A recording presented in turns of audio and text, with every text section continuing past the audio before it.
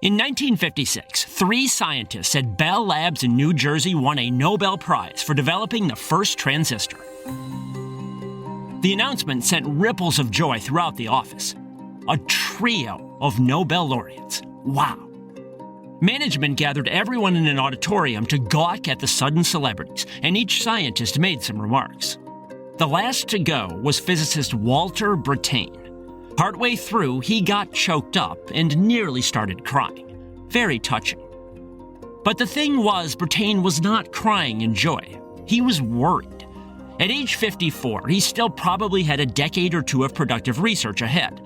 But he admitted that he feared winning a Nobel Prize would ruin him. Which was a strange reaction. Winning the Nobel Prize is a good thing, right? Yeah, mostly. Your name will be etched into history alongside Einstein and the Curies and other legends. You get a big cash prize. Nobel winners even live 2 years longer on average compared to those who are merely nominated. But there are downsides to winning a Nobel. And today we will examine some of the pitfalls, including a notorious disorder sometimes called the Nobel Disease.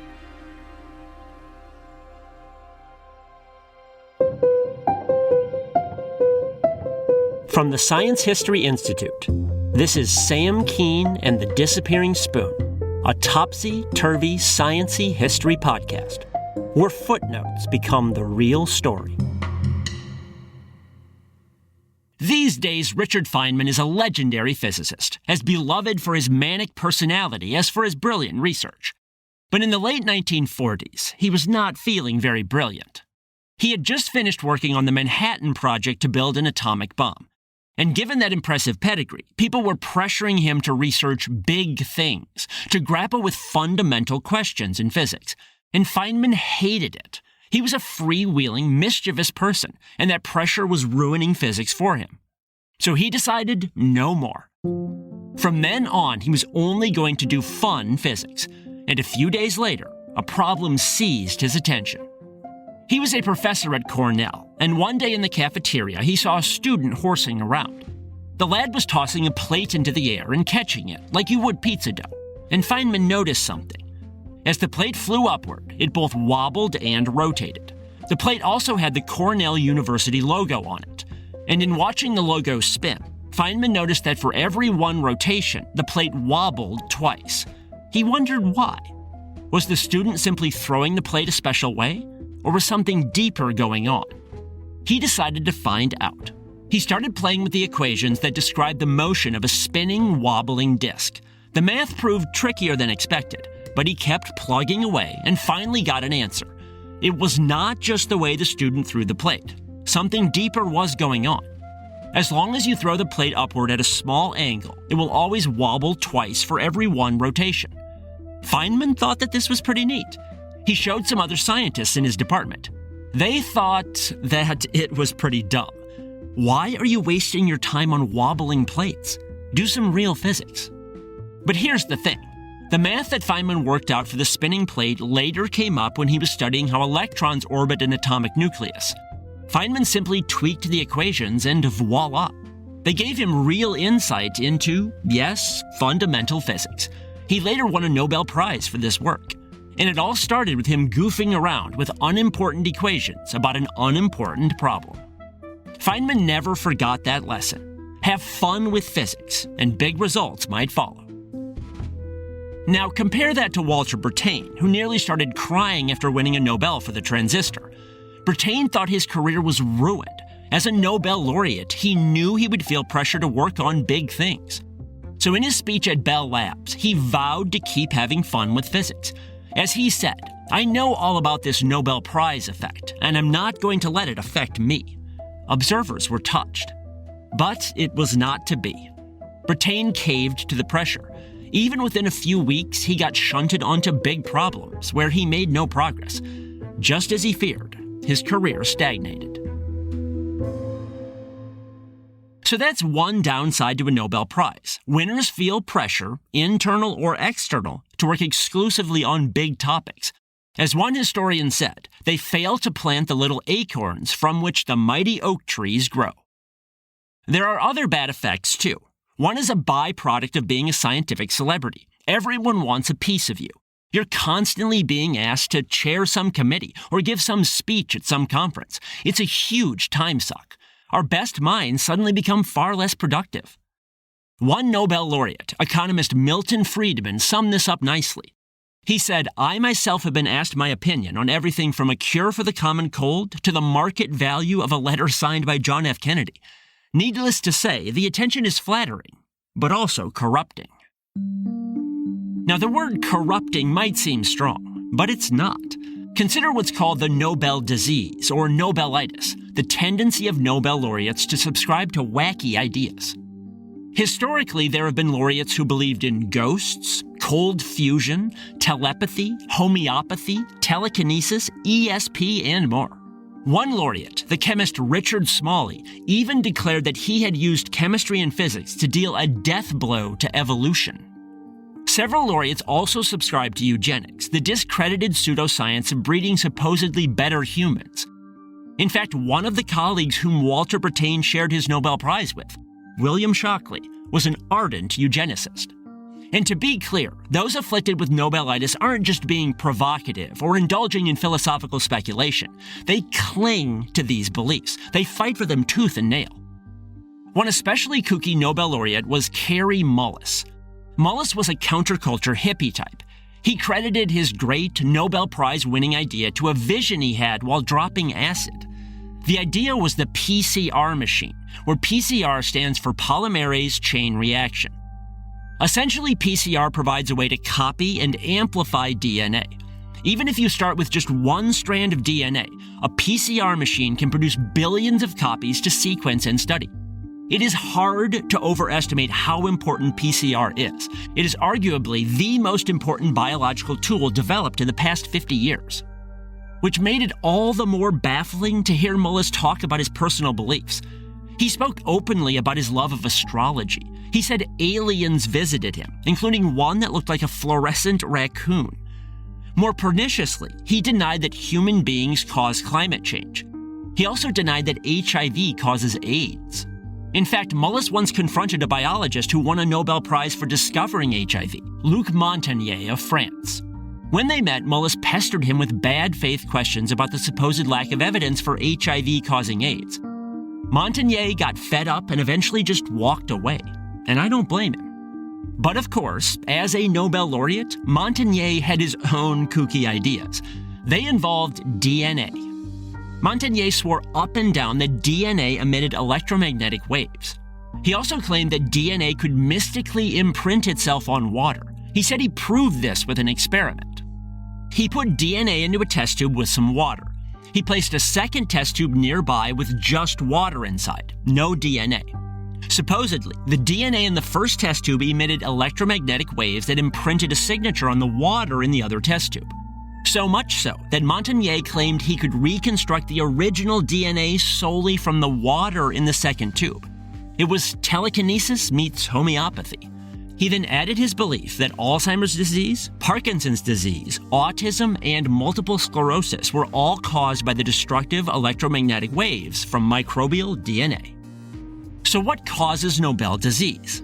It is probably a combination of factors.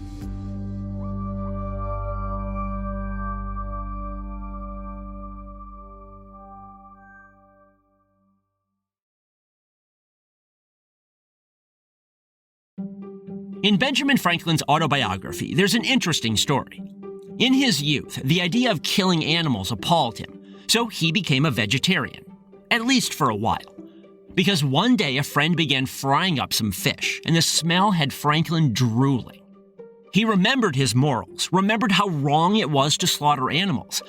Oh, but that smell. He could not stop staring at that fish. Then he remembered something else. He had once seen someone cut open a fish of this same species, and inside its stomach there were several smaller fish. And if this fish was eating others, Franklin reasoned that he had the right to eat it in turn. With his conscience now clean, Franklin dug in. Franklin then commented, "So convenient a thing to be a reasonable creature, since it enables one to find or make a reason for everything one has a mind to do." That quip is relevant to Nobel disease. Nobel laureates are smarter than average, so they're great at coming up with reasons to justify whatever they want to believe, however silly. Their intelligence also allows them to poke holes, however specious, in arguments against their silly beliefs. Intelligence can be abused sometimes. So can creativity. Nobel laureates are more creative than average scientists. That's how they come up with brilliant ideas, some of which had seemed nuts when they were first proposed. But it can be hard to shut down the part of your brain that comes up with nutty ideas. Creativity also correlates with being open-minded. But being open-minded to bad or pernicious ideas is not a positive thing, especially when you can just invent plausible-sounding justifications. Nobel laureates need tenacity, too, and unshakable self-confidence. It's hard enough to succeed in science, especially with groundbreaking work where people initially doubt you. You might even need a screw you, go it alone attitude, which is praiseworthy when it leads to discoveries. But again, if you're rewarded for being tenacious and clinging to possibly nutty ideas, it can be hard to shut that part of your brain off and realize that you're embracing dumb or even dangerous ideas. Psychological studies have also found that intelligent people tend to delude themselves into thinking that they're immune to mistakes. As a result, they let their guard down and get seduced into poor thinking. One final contribution to Nobel Disease is the ego boost that scientists get. After they win, people fawn over them, flatter them. They feel invincible. In this state, it's hard to stay humble and admit that you might be wrong. Even worse, that inflated ego can lead laureates into the delusion that they're geniuses at everything, even beyond their area of expertise. They start spouting off about economics or politics or race. But psychologists have noticed that brilliance doesn't readily transfer from one domain to another. They make an analogy with sports. If you are tall and fast and strong, you will likely be good at most sports. But being a world-class basketball player doesn't automatically make you a world-class football or baseball player. Each sport requires specific skills and instincts. The same goes for intellectual endeavors. Brilliance in physics doesn't automatically translate to brilliance in biochemistry, much less psychology or politics. But for whatever reason, when a Nobel laureate speaks outside their field, people assume they must have great insight.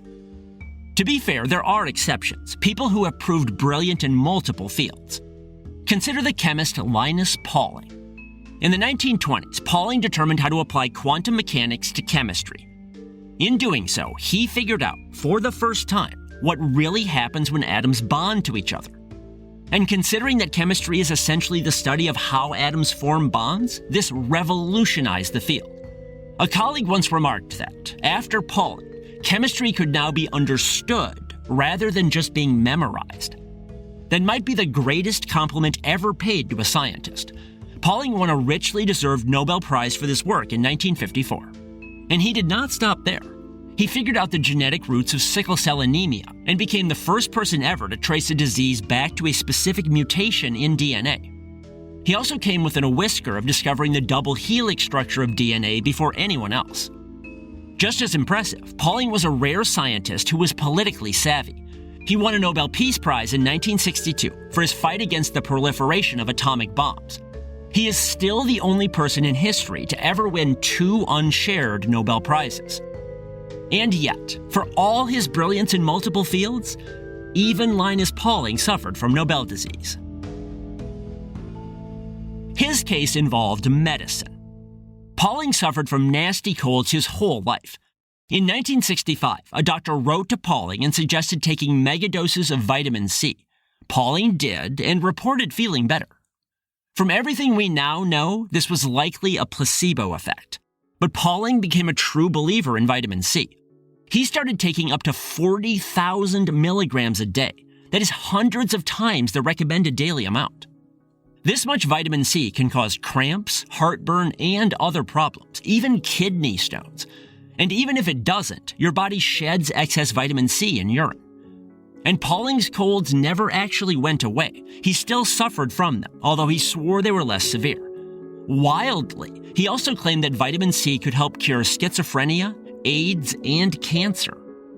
In reality, Pauling was diagnosed with prostate cancer himself in 1991. But he claimed that vitamin C had potentially put his cancer off by 20 years, which of course is impossible to prove. He died a few years later anyway. Controlled studies have shown mixed results with vitamin C. It's possible that it shortens the duration or severity of colds, but it doesn't prevent them. And yet, to this day, many people still believe that big doses of vitamin C will prevent or cure colds. After all, didn't a Nobel Prize winner say so? Before we wrap up, I want to mention a bonus episode at patreon.com/disappearingspoon. It's about the biggest mistakes in Nobel Prize history, cases where prizes were awarded for bogus research. Even Nobel Prize winners make dumb blunders. That's patreon.com/disappearingspoon. To be sure, there were scientists who believed in kooky things even before the first Nobel Prizes were awarded in 1901. The co-discoverer of evolution by natural selection, Alfred Russel Wallace, believed in ghosts and attended seances. Isaac Newton wasted years of his life conducting alchemy experiments and hunting for hidden codes about the apocalypse in the Bible. But the prestige of a Nobel Prize brings out the worst in some people, inflating their egos, giving them an outsized sense of importance.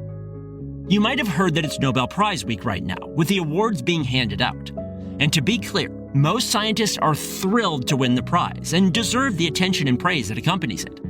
It's the culmination of a lifetime of work, everything they have ever dreamed of. But as they say, be careful what you wish for. You just might get it, and all of the baggage that comes along.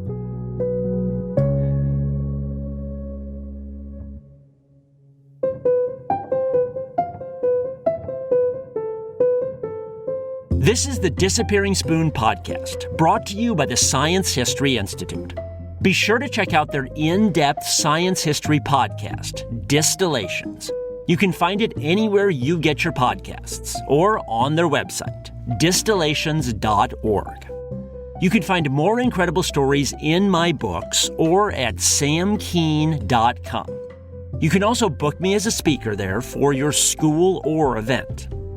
If you like this podcast, please spread the word and support it at patreon.com/disappearingspoon. You can also get bonus episodes and signed books at Patreon. This episode was written by me, Sam Keen. It was produced by Mariel Carr, Rigoberto Hernandez, and Sarah Kaplan. Our sound design, scoring, and mixing is by Row Home Productions.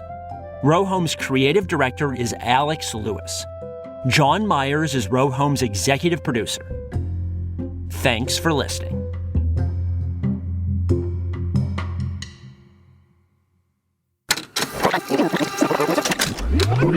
Row Home Productions.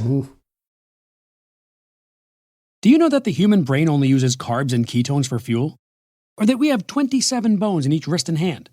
I'm Dr. Steve Sullivan, professor of anatomy and physiology for 23 years, and if the human body interests you, listen to my podcast, Anatomy and Physiology Bit by Bit, rated the #1 A&P podcast on the internet. If you're an A&P student or just want to learn about the human body without all the misinformation from social media, this is the podcast for you. Subscribe now on Apple Podcasts, Spotify, or wherever you get podcasts.